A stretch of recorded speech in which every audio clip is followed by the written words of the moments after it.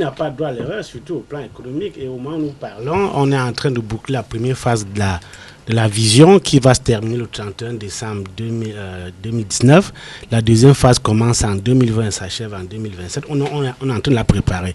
C'est le lieu d'apprendre des erreurs lors de la première phase de la vision, parce que beaucoup de choses n'ont pas marché. On a eu l'impression qu'il suffisait de mettre une stratégie en place pour que le développement suive, que non.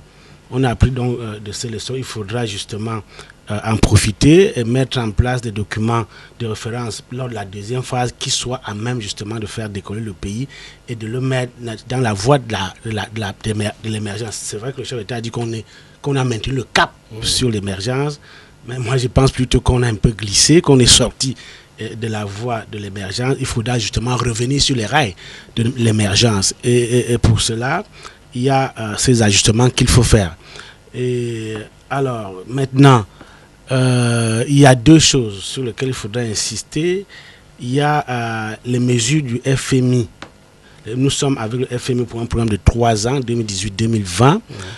C'est un conseil, c'est sous la base d'un conseil que le FMI donne au titre de l'article 4 de ses statuts, du statut du FMI.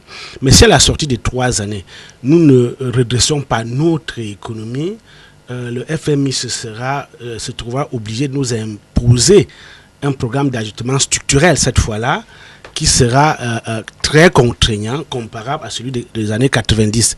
Et on ne souhaite pas cela parce que ces programmes-là s'accompagnent de mesures drastiques. Par exemple, la réduction du train de vie de l'État qui peut arriver à la baisse des salaires, à la compression du personnel de l'État et qui peut déboucher sur une dévaluation. Ce serait très grave pour l'économie camerounaise. Donc, il faut tout faire pour ne pas en arriver là, pour sortir définitivement de ce programme du FMI à la fin de 2020, pour ne pas rentrer dans un autre programme.